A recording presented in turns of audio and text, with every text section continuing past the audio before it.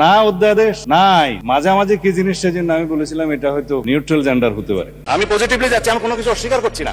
জনরায়কে সম্মান দিতে হবে, কিন্তু সেটা সাংবিধানিকভাবে দিতে হবে, আইনগতভাবে দিতে হবে। এখানে ইমোশনের কোনো জায়গা নাই। রাষ্ট্র ইমোশন দিয়ে চলে না, রাষ্ট্র চলে সংবিধান দিয়ে, আইন দিয়ে, কানুন দিয়ে। কালকে এক জায়গায় মন্তব্য শুনেছি আমি টেলিভিশনে, যে বলা হয়েছে জুলাই সনদ বাস্তবায়ন আদেশ কি পুংলিঙ্গ না স্ত্রীলিঙ্গ এটাই নাকি বোঝা যাচ্ছে না। এর আগে তিনি বলেছেন, তার আগে কথাটা ছিল এটা যে জবরদস্তিমূলক মার্শাল ল এর মতো কোনো আইন করলেই তো হবে না, জুলাই সনদটা মাস্কুলিন না ফেমিলিন তাই তো বুঝতে পারি না। আচ্ছা, মার্শাল ল কি ওনারা করেন নাই? বাংলাদেশে মার্শাল ল প্রথম কে জারি করেছে? ওই মার্শাল লর বেনিফিট কে নিয়েছিল? পঞ্চম সংশোধনী সংবিধানের কে পাশ করেছে? এই প্রশ্ন তো ওনাদেরকে জিজ্ঞাসা করা উচিত। পঞ্চম সংশোধনী তো আপনারাই করেছেন, আপনারাই তো মার্শাল ল জারি করেছেন, আপনারাই তো বলছেন সংবিধান স্থগিত, আপনারাই তো পঞ্চম সংশোধনী পাশ করে বলেছিলেন তখন যে এত সালের এতদিন থেকে এতদিন পর্যন্ত যা কিছু করা হয়েছে তা বাংলাদেশের কোনো আদালতে প্রশ্ন উত্থাপন করা যাবে না। তো ওগুলো ভালো ল ছিল? ওটা পুংলিঙ্গ ছিল না স্ত্রীলিঙ্গ ছিল? ওই পঞ্চম সংশোধনীর নাম কি পুংলিঙ্গ না স্ত্রীলিঙ্গ? আপনারা জিজ্ঞাসা করেন, মাস্কুলিন না ফেমিনিন? এটাও তো জিজ্ঞাসা করা উচিত। যে প্রক্লেমেশন দিয়ে সংবিধান সংশোধন করা হয়েছিল 1977-এ, ওই ফার্স্ট প্রক্লেমেশন অফ 1977 ওটা কে জারি করেছিল? তখন শহীদ প্রেসিডেন্ট জিয়াউর রহমান যে জারি করেছিলেন, ওটা কি সংবিধান সংশোধন মার্শাল ল প্রক্লেমেশন দিয়ে সংবিধান সংশোধন করলেন কেমন করে? এরপরে কেন আবার পঞ্চম সংশোধনী পাশ করতে হলো? সেটা আবার বাংলাদেশের উচ্চ আদালত আনকনস্টিটিউশনাল ডিক্লেয়ার করলো। আমার মনে হয় বিএনপি বা সরকার বেমালুম ভুলে গেছে যে দেশে একটা অভ্যুত্থান হয়েছিল।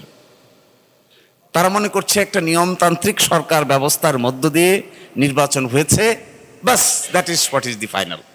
কিন্তু তারা একেবারে বেমালুম কি করে ভুলে যায় যে এই দেশের মানুষ রক্ত দিয়েছে। এখনো ট্রাইব্যুনালে সাক্ষী দিতে আসে, মাঝে মাঝে গেলে দেখা যায় কারা সাক্ষ্য দিতে আসে, কিন্তু তাদের মাথায় এটা নাই। আরেকটা কথা, তাদের মাথায় এটা নাই, যেখানে গণভোট অধ্যাদেশের পিছনে আমরা যারা ঐকমত্য কমিশনে ছিলাম, তাদের ঐকমত্যের ভিত্তিতে 30টা বিষয়ে একমত হয়েছিল। এটা গণভোট অধ্যাদেশের পিছনে শিডিউল আকারে আছে। আদালতে গিয়ে একটা ফরমায়েশি মামলা করেছে, ফরমায়েশি মামলা করে ওখানে রুল নিয়েছে যে ঐকমত্যের ভিত্তিতে যে 30টা বিষয় ঠিক করা হয়েছিল, এইটাও নাকি কেন অসাংবিধানিক ঘোষণা করা হবে না, এই মর্মেও আদালত রুল দিয়েছে। ওনাদের একটা কথা আপত্তি, যে ডিসেন্টিং আছে, ডিসেন্টিং বাদ, ঐকমত্য যেগুলো হয়েছে এখানে আপত্তি কিসের? ঐকমত্য হয়েছে যেগুলো বিষয়, এগুলোকে আদালতের সাবজেক্ট ম্যাটার বানিয়েছে। এর মানে কি? এর মানে হলো লিডারশিপের জীবনের সবচাইতে গুরুত্বপূর্ণ বিষয় হলো ট্রাস্ট এবং কনফিডেন্স। কোনো নেতা কিংবা কোনো গোষ্ঠীর প্রতি জনগণের যদি আস্থা এবং বিশ্বাস না থাকে, ও কিন্তু শেষ পর্যন্ত নেতৃত্বের ক্যাটাগরিতে উত্তীর্ণ হইতে পারবে না। This is the secret of leadership. কেন মানুষ সংগ্রামী মানুষকে পছন্দ করে? কেন মানুষ নেলসন ম্যান্ডেলাকে পছন্দ করে? কেন মানুষ সারা দুনিয়াতে হজরতে মোহাম্মদ মোস্তফা সাল্লাল্লাহু আলাইহি ওয়াসাল্লাম, তিনি কেন পৃথিবীতে এক্সাম্পলারি নেতা হিসেবে আছেন? কেন? বিকজ তার কথা এবং তার কাজ, তার মুআমালাত, তার কর্মকাণ্ড, তার পলিসির মধ্যে আপনি বৈপরীত্য দেখতে পাবেন না। একইভাবে নেলসন ম্যান্ডেলা 28 বছর ছিল জেলের ভিতরে। আপনি দেখবেন ওই ভদ্রলোকের জিন্দেগিতে জেলে গেছে, জুলুম হয়েছে, থাকতে থাকতে জীবন পার করে দিছে, কিন্তু কখনো নিজের দেওয়া কমিটমেন্ট থেকে সরে দাঁড়ায় নাই। একইভাবে বেগম খালেদা জিয়াকে কেন আমরা আপসীর নেত্রী বলি? Because she suffered A lot but she did not compromise. এখন এসে আমরা কি বিপদে পড়েছি?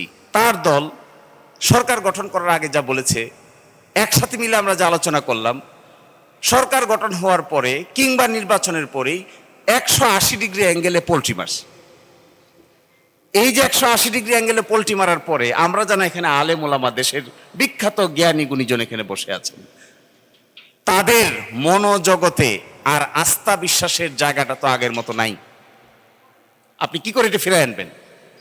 আপনি জানতো দেখি বাজারে যে কমেন্টে, যে ইন্টারভিউটা করেন, ইন্টারভিউর নিচে কমেন্টগুলো দেখবেন, টেলিভিশনের যে ভিডিও ক্লিপসটা ছাপা হয় অথবা আপনাদের মতো মিডিয়ায় যেগুলো ছাপেন তার নিচে কমেন্ট বক্সটা দেখবেন। গতকালকে আমি 2500 কমেন্ট একসাথে করে অ্যানালাইসিস করে দেখার চেষ্টা করেছি।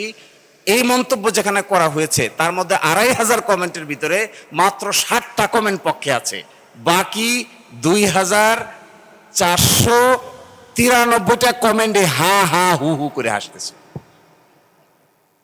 এর অর্থ হলো দিস পিপল বিকাম অবলিভিয়াস। এরা অনেকটা মানে আচ্ছন্ন হয়ে গেছে ক্ষমতার দৃষ্টিতে। মানুষ কি ভাবছে এটা দেখারও সময় তাদের হাতে নাই। সো দিস ইজ, তাহলে এভাবে যদি হয় তাহলে আপনি ফ্যামিলি কার্ড দিবেন, this is very good, you are maintaining your commitment. তাহলে জুলাই চার্টার সম্পর্কে কমিটমেন্ট মেনটেন করেন না কেন? ঠিক আছে, আপনারা যে অংশটুকু কমিটমেন্ট মেনটেন করছেন, উই অ্যাপ্রিসিয়েট দিস, আমরা এটাকে সম্মান জানাই, আমরা এটাকে ইজ্জত করি। কিন্তু অ্যাট দ্য সেম টাইম আমরা সবাই মিলে যেখানে আলোচনা হলো, একমত হলো, স্বাক্ষর হলো, এখান থেকে যে সরে আসছেন, এই কমিটমেন্টের কথা আপনাদের কাছে মনে থাকে না? এই কথাগুলো বলে যে মিসট্রাস্ট ক্রিয়েট করা হয়েছে, গত পরশুদিন আমি বলেছিলাম যে চোর যখন বাড়িতে ঢোকে তখন একটা ছোট্ট ছিদ্র খুঁজে সে ঢোকে, কিন্তু যখন মালপত্র নিয়ে বেরিয়ে যায় তখন এই ছোট্ট ছিদ্র দিয়ে আর বেরোতে পারে না। তখন তাকে হাইদার দরজা খুলে বেরোয়, অথবা ভেঙ্গে বেরোয়, অথবা বড় ধরনের শীত কেটে বের হয়, কারণ তখন তার সাথে মালপত্র থাকে। আমার ধারণা সরকার এরকম একটা প্রবলেমের মধ্যে পড়েছে।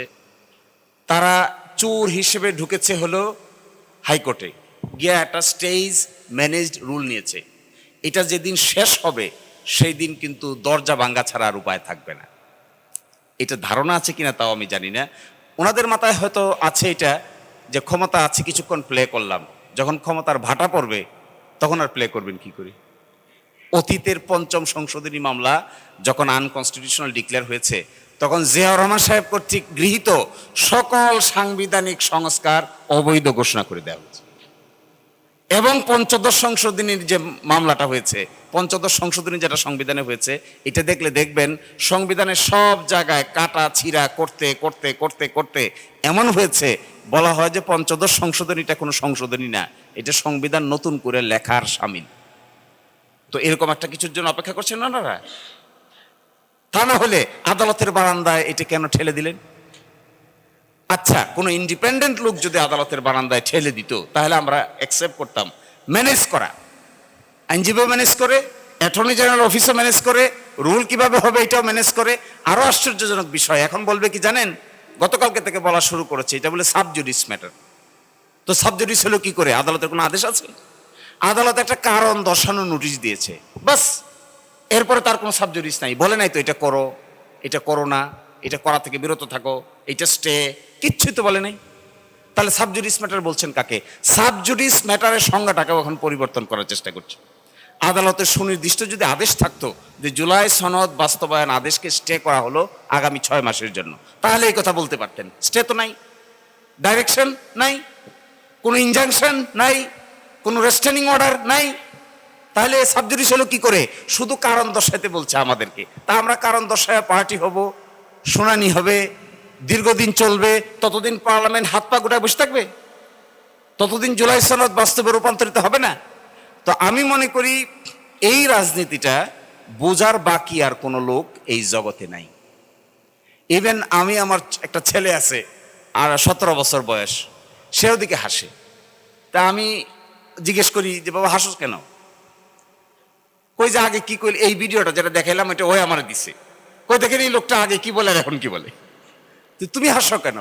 তুমি এটা বুঝতে পারো? ইংলিশ মিডিয়াম স্কুলে পড়ে, সাধারণত এত খবর রাখার লোক এরা না, এরা হইলো জেনজি টাইপের, একেবারে আইডিয়াল জেনজি। তো তুমি হাসো কেন? কই লুক হোয়াট হি সেইং। তো বললাম যে এটা কোথা থেকে পাইছো? আমার কাছে ফেসবুক ফিডে আসছে, দিস পারসন কে অমুক। তো হি সেই, তোমাকে না দেখলাম ওনার সঙ্গে তুমি আলাপ করতেছো, ওই যে ঐকমত্য কমিশনে আলাপ করতাম, ওনারা বিভিন্ন কথা বলতো, এই ভিডিওগুলো ওরা দেখতো, দেখে বলতেছে he is saying something 160 degree alter. আগে কি কইছে এখন কি বলে? আরে আগে বলছে গণভোটে যে রেজাল্ট হবে, রেজাল্ট যদি হাস্যসূচক হয় তাহলে প্রত্যেক সংসদ সদস্য এবং সংসদের উপর এটা মেনে নিতে বাধ্যকর হবে, এটা ছিল আগের কথা। এইবার এসে বলছে যদি সংসদ বসে, যদি এটা করা হয়, যদি ওইটা করা হয়, যদি সেইটা করা হয়, তখন ভেবে দেখা যেতে পারে কি করা যাবে। এর মাধ্যমে সবচাইতে বড় অসুবিধা যেটা হয়েছে, এটা হলো জুলাই অভ্যুত্থানের যারা শক্তি ছিল তাদের মধ্যে অনাস্থার পরিবেশ তৈরি হচ্ছে। That is what is the main damage. এটাই হবে জাতির জন্য সবচাইতে বড় ক্ষতির কারণ।